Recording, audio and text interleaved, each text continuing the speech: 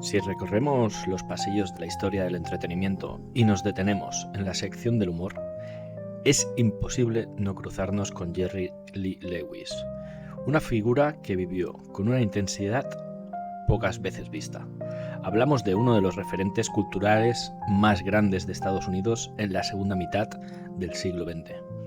Actor, cantante, productor, director, guionista, dominó el cine, la televisión, el teatro y la radio como pocos lo han hecho. Hoy su nombre es sinónimo del slapstick, ese estilo de comedia que usa el golpe y el tropiezo como herramientas de risa, sin que nadie salga realmente lastimado. Fue parte de la infancia de generaciones enteras. Las familias se reunían frente al televisor cuando él aparecía en pantalla. No era un comediante más, era el rey de la comedia. Yo, a día de hoy, todavía recuerdo esos buenos momentos, esas risas y carcajadas frente al televisor. Pero detrás de esa carcajada permanentemente había una vida mucho más complicada de lo que cualquiera imaginaba. Hoy vamos a hablar de lo que no se contaba, de aquellos secretos que él prefería mantener lejos del foco. Los primeros pasos de Jerry Lewis, cuando llegó al mundo el 16 de marzo de 1926 en Nueva Jersey, su padre, Daniel Levitt, se ganaba la vida como presentador y animador en el circuito de vaudeville. Su madre, Raquel Levick, tocaba el piano en una emisora de radio. El espectáculo corría realmente por sus venas desde antes de nacer. Con apenas 5 años ya actuaba junto a sus padres en las montañas Catskill. El escenario era su hábitat natural desde bien pequeño. Su gran salto, sin duda, llegó en 1946, cuando formó un dúo increíble con el cantante Dean Martin. La fórmula era perfecta. Martin era el galán, serio y atractivo. Lewis era el payaso, descontrolado. Se llamaban Martin y Lewis y funcionaron como una máquina. Empezaron en clubes nocturnos, saltaron a la NBC con su propio programa y se convirtieron en pioneros de la televisión en directo, apareciendo en espacios como el Ed Sullivan Show. Su popularidad creció tan rápido que Paramount los fichó. Comenzaron como secundarios y en poco tiempo ya eran protagonistas. Los años 50 fueron su época dorada. Vendían tanto que hasta tuvieron su propio cómic. Pero la buena racha tenía fecha de caducidad. Martin empezó a sentirse relegado a un segundo plano y la tensión entre ambos fue creciendo. En 1954, una revista publicó una foto promocional del dúo en portada, pero recortó a Martin. Eso lo dijo todo. En 1956 se separaron y no volvieron a compartir escenario hasta 1976, cuando su amigo Frank Sinatra llevó a Martin como sorpresa a un teletón que conducía Lewis. Fue un reencuentro emotivo. Lewis dijo que nunca entendió por qué se separaron. Martin le respondió que fue necesario para que cada uno pudiera crecer. El despegue en solitario fue ese mismo año de la separación. Lewis recibió una llamada inesperada. El representante de Judy Garland le comunicó que la actriz no podía actuar esa noche en Las Vegas y necesitaba a alguien que la sustituyera. Lewis se subió al escenario con todo el miedo del mundo, improvisó chistes, cantó canciones que había aprendido de niño. El público respondió increíblemente con una ovación cerrada. Ahí entendió que podía funcionar solo. Capitol Records lo fichó. Su primer álbum llegó al número 3 en las listas Billboard. Se mantuvo cerca de la cima durante 4 meses y vendió 500.000 de copias. Desde finales de 1956 fue figura habitual en el Sands Hotel de Las Vegas, cobrando lo mismo que cuando actuaba con su ex socio.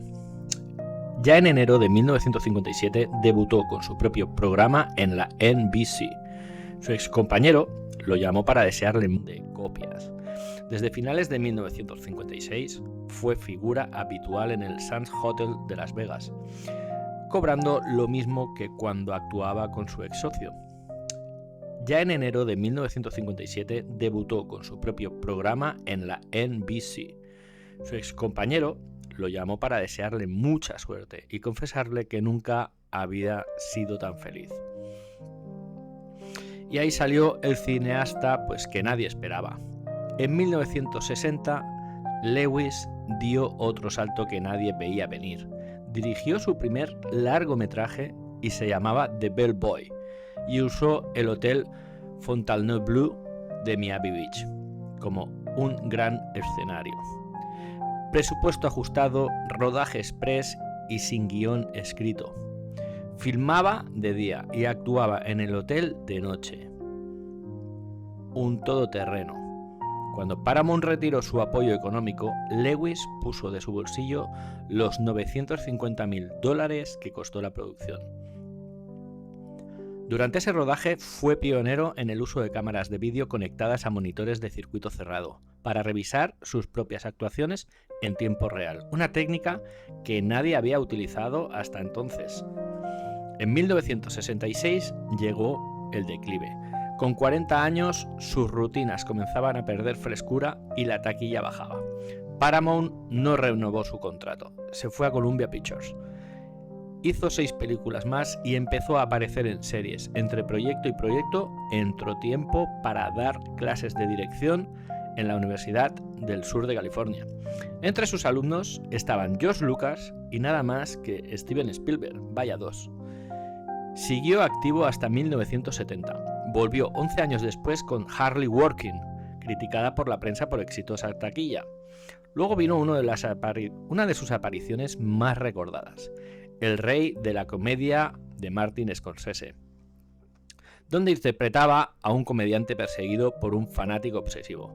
En 1994 ya debutó en Broadway y nunca dejó de trabajar.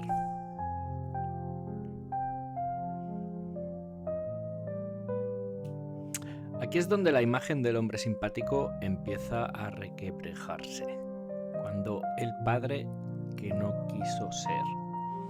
En 1945 se casó con Patty Palmer. Estuvieron juntos hasta 1983 y tuvieron nada más que 5 hijos. Uno adoptado en 1949 y 4 biológicos. La ruptura fue tormentosa. Palmer lo acusó públicamente de no respetar el matrimonio, de dejarla sin dinero con frecuencia y de que sus aventuras amorosas eran un secreto a voces.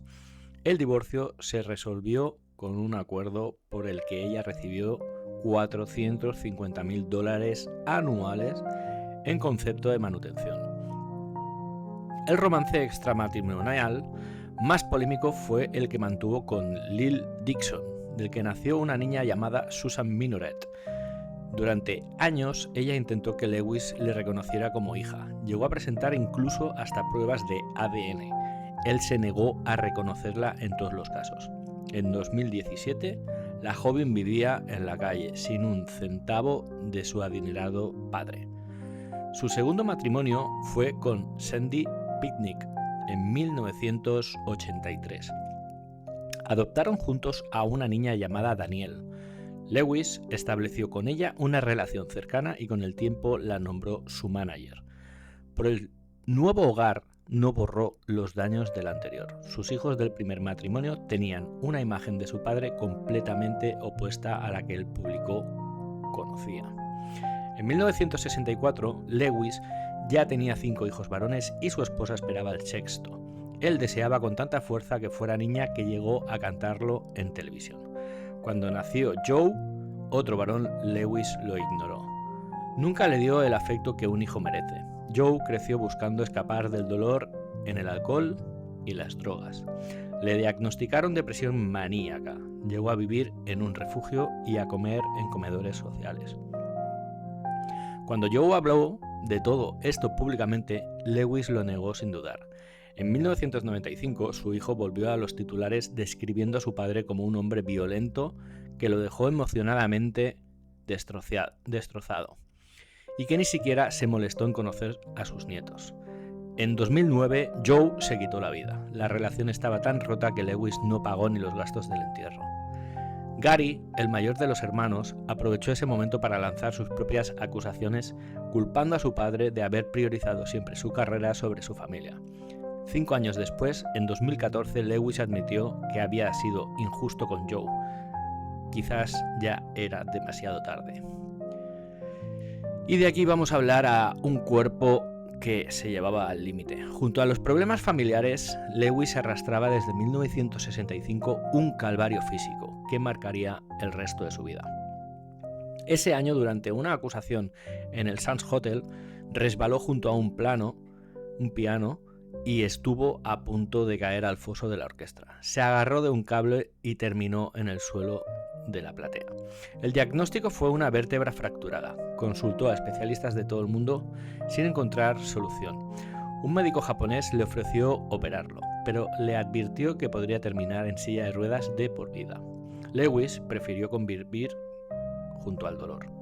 Durante 13 años fue adicto al Percodan, un potente analgésico. Su historial médico era extenso. Primer infarto en 1960, 2 más en 1962 y 2006, neumonía, cateterismo cardíaco con 2 stents colocados en una arteria con el 90% de obstrucción, una meningitis viral en 1999 que lo mantuvo hospitalizado más de 5 meses, un cáncer de próstata, diabetes y fibrosis pulmonar. En 2002 le implantaron un neuroestimulador en la espalda que por fin alivió algo de dolor crónico que cargaba. En 2012 fue hospitalizado de urgencia por una bajada severa de azúcar en sangre. Y a pesar de todo eso, siempre volvía al escenario. Era su dopamina, su estilo de vida, su filosofía. Su labor solidaria también fue enorme. Desde 1952 condujo teletones para la Asociación de Distrofia Muscular durante casi medio siglo, recaudando más de 2.600 millones de dólares. Esa labor le valió una nominación al Premio Nobel de la Paz. En 2011 dejó de ser el presentador del evento y en 2015 el programa fue cancelado definitivamente. Y aquí ya llegamos al final y al testamento. En 2016, Lewis concedió una de sus últimas entrevistas. Confesó que apenas podía salir de casa, había perdido la vista, le costaba oír, caminar, dormir, incluso mover las manos. Lo contó entre risas, quitándole hierro al asunto. Dijo que su mente seguía completamente clara. Ya el 20 de agosto de 2017 murió en su casa de Las Vegas, rodeado de su esposa y su hija. Tenía 91 años de edad. La causa oficial fue enfermedad cardíaca terminal combinada con enfermedad vascular periférica. Según dicen, la muerte fue tranquila. Lo que vino después se sabe que no. Su familia descubrió que en 2012 Lewis había modificado su testamento para excluir explícitamente a todos los hijos de su primer matrimonio y a cualquier descendiente que pudieran tener. No quería que recibieran absolutamente nada. Lo más llamativo es que ese año Joe, a quien tanto había ignorado en vida, ya llevaba 3 años muertos. La herencia completa, unos 50 millones de dólares más todas sus propiedades y los derechos sobre sus guiones y películas, fue para Sandy y Daniel. Meses después de su muerte, otro de sus hijos, Anthony, salió a hablar. Dijo que no le sorprendió quedar fuera del testamento, pero que lo destrozaba era sus propios hijos. Sobrinos y sobrinas tampoco hubieran recibido nada. También describió a su padre como una figura que generaba miedo en casa. Cuando Lewis llegaba, los niños se dispersaban sin saber cómo iba a ser ese día. Lo que se veía en pantalla era una cosa, y lo que ocurría de puertas para adentro, otra completamente distinta. Las voces que tardaron demasiado en escucharse. Vamos a ir al año 2022. A principios, un artículo y un documental sacaron a la luz testimonios de actrices que trabajaron con Lewis. Lo que contaron fue perturbador. Karen Sharp actuó junto a él en 1964. Con 87 años encontró el valor para hablar. Según ella, Lewis entró a su camerino, la tocó y trató de quitarle los pantalones. Ella le dejó claro que no iba a ocurrir. Días después, al llegar al rodaje, nadie le dirigía la palabra. Un miembro del equipo le explicó en privado que todos habían sido amenazados con sanciones económicas si interactuaban con ella. Lewis nunca le habló durante el rodaje, salvo cuando las cámaras estaban grabando. Fue en sus propias palabras, la experiencia más poco profesional de su vida. Hope Holiday trabajó con él en 1961. Contó con un día, le llamaron a un camarino donde estaba Lewis. Él accionó un mecanismo para encerrarla, empezó a hablar sobre su cuerpo y su físico, y luego se abrió los pantalones y se masturbó delante de ella. Un trauma que tardó décadas en poder verbalizar. Al día siguiente, en una escena del rodaje que quería que ella le diera una bofetada, descargó toda su fuerza que tenía. Lewis paró la grabación y le dijo que sabía perfectamente que lo había hecho adrede. Nunca más le volvió a dirigir la palabra. René Taylor lo conoció después de actuar en un programa de entrevistas y él le ofreció un papel en una de esas películas. Cuando llegó al estudio, los ejecutivos dieron por sentado que era una de las chicas de Jerry y que había conseguido el papel de la manera más obvia. Se lo dijeron en su cara entre risas. La humillación fue total. Connie Stevens y Janet Leigh no tuvieron ese tipo de experiencias directas, pero ambas declararon haber presenciado aspectos muy inquietantes de la personalidad durante los rodajes. Después de Sharp y Holiday hablarán, otras mujeres ya empezaron a animarse. Anna Maria Alberghetti declaró que Lewis intentó seducirla repetidamente sin conseguirlo. Jill St. John dijo que trabajar con él era una de sus películas fue una experiencia profundamente desagradable, tanto para ella como para el resto del equipo, aunque prefirió no entrar en detalles. Jerry Lewis hizo reír a millones de personas en todo el mundo. Eso es innegable, pero sus hijos y muchas mujeres que trabajaron con él vivieron una historia completamente diferente. Recordarlo solo por sus películas y su activismo sería contar solo una parte, y la historia completa, aunque incómoda, merece ser contada aquí en Cuando Todo Cambia.